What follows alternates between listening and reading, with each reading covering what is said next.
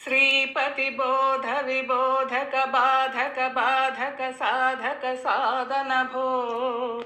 राघवेंद्र गुरुराज भवोद्भव दुःखमिदं मे परिहर भो राजमुखी रति संभ्रमलोलुपचित्ततया व्यचरं बहुभो राघवेंद्र गुरुराज भवोद्भव दुःखमिदं मे परिहर भो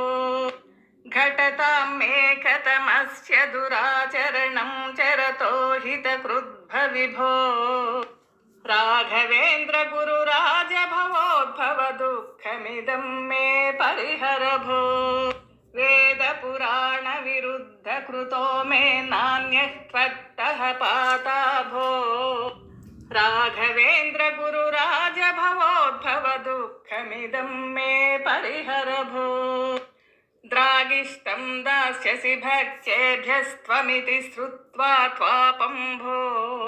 राघवेंद्र गुरुराज भवोद्भव दुःखमिदं मे परिहर भो यद्यपि दयालुरिति विख्यातस्तर्हि दृक्षं मामुद्धर भो राघवेंद्र गुरुराज भवोद्भव दुःखमिदं मे परिहर भो न ममोद्धर्ता चेत्त्वं भुवि ते दिविज ध्रुम इति सुयसः किं भो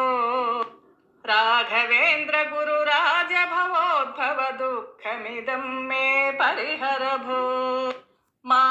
मायापाशविबद्धो नाहं जाने विवेकलवमपि भो राघवेंद्र गुरुराज भवोद्भव दुःखमिदं मे परिहर भो कृष्णावधूता विरचितमष्टकमेतत् पठतां सकलं भो राघवेंद्र गुरुराज भवोद्भव दुःखमिदं मे परिहर भो राघवेंद्र गुरुराज भवोद्भव दुःखमिदं मे परिहर भो